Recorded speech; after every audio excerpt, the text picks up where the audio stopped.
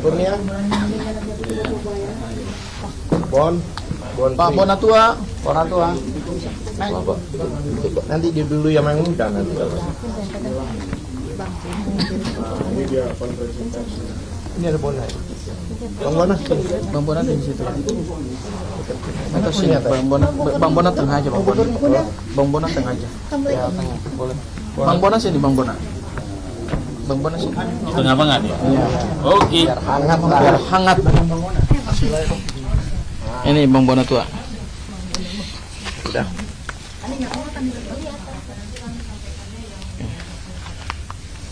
Udah. Sri Kandi mana? Sini, Sri Kandi. Harus balance dong. Iya. Emak selalu bilang gitu. Oke, silakan Pak. Ya, saya ada pertanyaan dulu.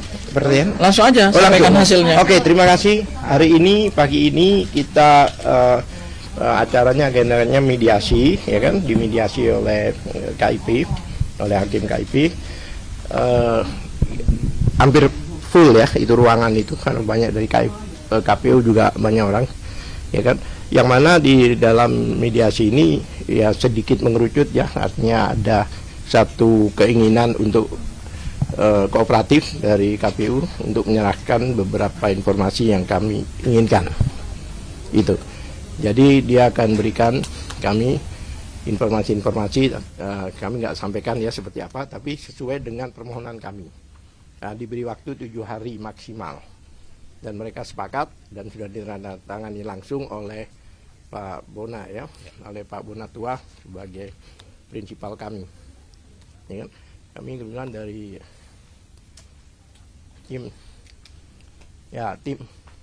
tim pembela penegak keadilan ini kita sepakat tadi ya, bahwa kita nama tim kita ada tim pembela penegak keadilan dengan para advokat ini. Oke, barangkali dilanjutkan oleh Gofur. Ya, silakan. Tadi hasil mediasi sebenarnya apa sih, Bang? Ya, jadi gini, mediasi ini sebetulnya ada 3 permohonan yang dimintakan dalam sengketa informasi publik oleh Pak Bonatua, yaitu yang pertama, beliau meminta salinan ijazah Pak Joko Widodo yang sudah dilegalisir ketika mencalonkan diri sebagai calon presiden pada 2014-2019. Kemudian yang kedua juga salinan ijazah yang dilegalisir pada pemilu presiden 2019 dan 2024, dan kemudian yang terakhir adalah berita acara penerimaan ijazah oleh KPU dari tim sukses Joko Widodo, Pak Joko Widodo dan Yusuf Kala periode 2014-2019. Nah, dari 3 dokumen itu 2 sudah dipenuhi oleh KPU, yaitu salinan ijazah terlegalisir 2014-2019 dan 2019-2024. Hanya 1 yang belum diserahkan oleh KPU, yaitu berita acara penyerahan atau berita acara penerimaan salinan ijazah terlegalisir periode pemilihan presiden 2014-2019 itu yang belum diserahkan. Nah, yang dimediasi hari ini mengerucut kepada berita acara penyerahan atau berita acara penerimaan ijazah salinan terlegalisir 2014-2019 karena Pak Bonatua sudah menerima 2 dokumen terlebih dahulu, yaitu salinan ijazah terlegalisir 2014-2019 dan 2019-2024 itu beliau sudah terima. Nah, hari ini yang dimediasi oleh Komisi Informasi Publik itu adalah ada tenggang waktu 7 hari. Kemudian nanti setelah 7 hari, paling lambat 7 hari KPU harus menyerahkan berita acara penerimaan ijazah Pak Joko Widodo untuk pemilu presiden 2014-2019. Sementara untuk sengketa yang berkaitan dengan ijazah Pak Joko Widodo itu akan masuk dalam proses adjudikasi. Artinya akan disidangkan oleh komisioner terkait dengan ada 9 item informasi publik yang ditutup oleh KPU. Tadi memang juga dimediasi agar supaya ada beberapa permintaan apakah bisa dibuka nggak oleh ke publik. Tawaran dari KPU tadi sebetulnya mereka hanya ingin memperlihatkan saja 9 item informasi yang ada dalam ijazah Pak Joko Widodo yang ditutup selama ini, yaitu ada tanda tangan rektor, ada tanda tangan dekan, ada tanda tangan pejabat UGM yang mengesahkan ijazah, kemudian nomor seri, kemudian tanggal lahir. Pokoknya intinya ada 9. Tadi ditawarkan oleh KPU supaya cukup diperlihatkan saja kepada Pak Bonatua. Tapi kemudian Pak Bonatua bersama kami selaku tim kuasa hukum dipimpin oleh Pak Al-Katiri, kemudian juga ada Bu Kurnia, kemudian ada Bang Azam dan ada yang lain. Kami secara tegas menolak Kenapa?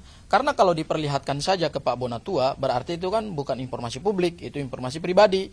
Nah, kan kepentingannya Pak Bonatua kan adalah ingin mendapatkan informasi itu, kemudian beliau akan membuka itu kepada publik melalui satu hasil penelitian ilmiah. Oleh karena itu, kesepakatan kami tadi bersama KPU adalah kami akan menantang KPU dalam proses adjudikasi. Sehingga nanti ujung daripada proses adjudikasi itu kami harapkan Komisi Informasi Pusat bisa secara imperatif memaksa KPU supaya 9 item yang mereka tutup selama ini itu kemudian bisa dibuka dan diserahkan kepada Pak Bonatua demi kepentingan penelitian ilmiahnya. Mungkin itu yang bisa saya sampaikan ya. Mungkin Pak Bu Kurnia bisa tambahkan sama Bang Azam ya. Habis Bang Azam, Bu Kurnia, habis Bu Kurnia baru kemudian ke Pak Bonatua. Ini saya cuma mau menambahkan dari 9 item yang disebut tadi itu kaitannya dengan pasal 4 KIP. Boleh mendapatkan kita, boleh mendapatkan. Jadi kalau boleh mendapatkan nggak perlu harus melihat. Berarti kita mendapatkan tuh pasal 4. Lanjut. Ya, bismillahirrahmanirrahim. Kami ingin mengatakan kepada masyarakat Republik Indonesia bahwa sidang Komisi Keterbukaan Informasi Publik ini memang merupakan suatu sarana ya di mana antara masyarakat dengan badan publik untuk mendapat informasi yang transparan, akurat, yang senyatanya susah untuk didapatkan dalam tenggang waktu tertentu. Kita harus memahami bahwa ini adalah fakta. Ada semacam lembaga-lembaga publik yang tersandra pada hari ini hampir 10 tahun terakhir. Let's say ambil contoh KPU RI, KPUD, kemudian mungkin UGM sendiri, bahkan kepolisian, ya, bahkan ANDRI. Jadi untuk mendapatkan data dari mereka ini, kadang kita harus melakukan suatu upaya yang sangat keras. Nah, oleh karena itu, karena mungkin kepercayaan publik juga semakin menipis dengan hal tersebut, maka sidang di Komisi Informasi ini adalah merupakan suatu sarana, ya. Nah, kami hanya mengharapkan bahwa semoga para hakimnya nanti masih tetap konsisten karena so far so good, mereka cukup clean, cukup clear dan berkeadilan, dan ini masih memberikan harapan ya. Karena apa? Harusnya memang kalau kondisi peradilan kita yang berpancasila, kita tidak akan memerlukan urat leher yang terlalu banyak dikeluarkan untuk bisa mendapatkan hal tersebut begitu. Jadi saya kira semoga Pak Bonatua mendapatkan apa yang diharapkannya lewat sidang-sidang kita ke depan. Terima kasih. Iya. Udah ya. Terima kasih ya. Jadi mediasi tadi kita harus patut apresiasi, dan Komisi Informasi ini menjadi indikator demokrasi, memperjuangkan hak-hak keterbukaan informasi. Jadi kita apresiasi, semoga kiranya nanti Komisi Informasi menjadi pilar nomor 1 terhadap demokrasi Indonesia. Kita tahu selama ini berkat kasus Ijazah ini orang jadi tahu apa itu Komisi Informasi. Nah, semoga nanti Menteri Komdigi bisalah memberikan apresiasi yang lebih tinggi ya, setara mungkin dengan komisi-komisi lain seperti KPU ya. Kita jujur saja saya lihat begitu agak timpang nih Komisi Informasi dengan KPU. Sementara KPU berlimpah fasilitas, di sini kayaknya kita juga rapat tadi minum juga susah ya. Seperti itu. Nah, itu terkait intermezzo. Yang kedua, ya kita boleh bicara Ijazah tapi kita tetap berduka. Ada 400-an ya meninggal di bencana alam di Sumatera Utara, Aceh dan Sumatera Barat. Nah, semoga keluarga yang berduka cepat dipulihkan. Ini belum termasuk korban-korban materi ya. Nah, terkait materi, jadi sebagaimana teman-teman tak ketahui bahwa saya ya, kami adalah yang berhasil memperoleh salinan ijazah ini. Ini yang tahun 2019. Jadi di sini kan banyak ditutupi, ada 9 item. Nah, ini sebenarnya hanya sebatas kertas kalau tidak ada dokumen verifikasi yang mengalaskannya, yaitu dokumen-dokumen verifikasi. Inilah yang saya minta di mediasi tadi. Karena untuk ijazah tahun 2019 itu sudah diberikan, tapi untuk ijazah 2014 itu belum diberikan sama sekali. Kita kan ingin tahu sebenarnya ini yang dikasih fotokopi ini apa sih? Apa sih bukti-bukti yang mengalaskan bahwa ini bukan sekedar kertas? Bukti pendukung lah. Bukti pendukung. Dan ini juga kita pakai untuk menjadi bukti-bukti di pengadilan, termasuk di MK. Bukti-buktinya. Tadi alhamdulillah ya, tadi berkat Pak Mediator kita bersepakat dengan KPU untuk diserahkan seperti tadi Paling lama 7 hari. Paling lama 7 hari seperti itu. Nah, tadi juga berusaha tim KPU kooperatif juga memediasikan 9 item yang disembunyikan ini. Tapi karena kita bersepakat ini adalah dokumen publik, saya tidak mau hanya saya yang melihat ini. Sebenarnya tadi tergoda juga saya. Hampir tergoda. Kenapa? Tawaran itu sangat menggiurkan. Hanya saya yang bisa melihat. Berarti kan saya orang penting nanti kan? Di pasal 4 Tapi saya tidak mau. Ini kan dari awal juga ini untuk publik. Sebagai yang ketahui juga ya Pak Mike ya, Kementerian Dasar Menengah juga, Kementerian Pendidikan Dasar Menengah juga menawarkan hal yang sama seperti saya, ke saya, hanya saya yang melihat. Tapi saya tidak mau. Ini sekali lagi ini untuk publik. Masalah publik. Untuk teman-teman media saksikan dan di-share ke publik. Mungkin begitu, ada pertanyaan? Bang, ini kenapa minta 9 item dari KPU? Sebenarnya kan abang saya pada saat itu bilang bahwa ijazah yang autentik itu di Andri, Bang. Itu kenapa, Bang? Ya. Jadi tadi ini ada 9 item, tapi dari mediasi tadi saya jadi minta 3. Yang utama yaitu tanda tangan rektor, tanda tangan ini, tanda tangan dekan, tanda tangan Yang legalisir. Ini yang sebenarnya yang bisa diautentikasi. Ada yang tanggung jawab. Ini yang bisa diverifikasi, klarifikasi. Kenapa? Ini satu-satunya di dunia yang punya, yang mirip, yang mengeluarkannya. Jadi Andri pun nanti pasti dia ketika dia menerima pelimpahan dari KPU pasti dia ngecek tanda tangannya juga. Wajib. Kenapa? Ini kan mengandung Legalitas lah. membawa masa lalu ya, jejak-jejak masa lalu ya, tanda tangan orangnya yang ini malah ada yang udah meninggal banyak ini. Seperti itu. Artinya tidak bisa direproduksi lagi tanda tangannya. Kalau yang nomor-nomornya kan tinggal ketik aja. Nah, tulisan lagi tinggal dibuat ya. Seperti itu. Pak, tadi ada ditanya nggak yang dimasukkan berkas ke KPU itu apakah A4 seperti itu? Ataukah ijazah sebenarnya kan lebih besar?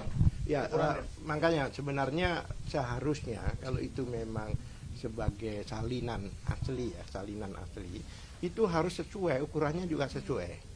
Makanya itu kalau memang ada dirubah-rubah itu kan bisa katakan diedit. Kalau menurut Kapolda waktu itu mengedit itu adalah perbuatan melawan hukum. Ya kan? Ya, kalau dikatakan mengedit, ya KPU yang mengedit. Kalau kawan-kawan kita RRT dan sebagainya itu menganalisa, tidak pernah merubah atau memindahkan. Jadi kalau edit itu merupakan perbuatan melawan hukum, maka yang kena adalah KPU. Karena ini menurut kami ini bukan persyaratan yang dikecualikan.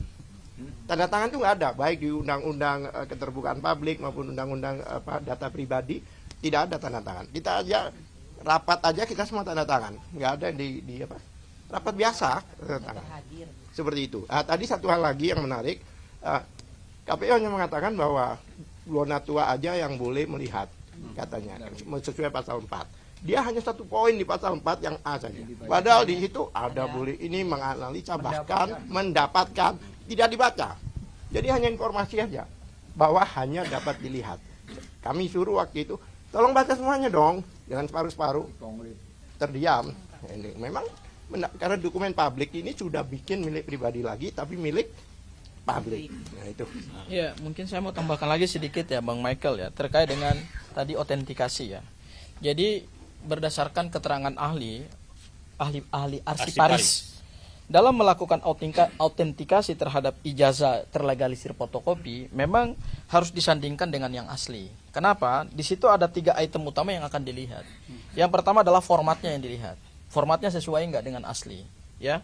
Kemudian yang kedua dilihat isinya. Isinya tuh inilah 9 item yang ditutup ini, ya kan?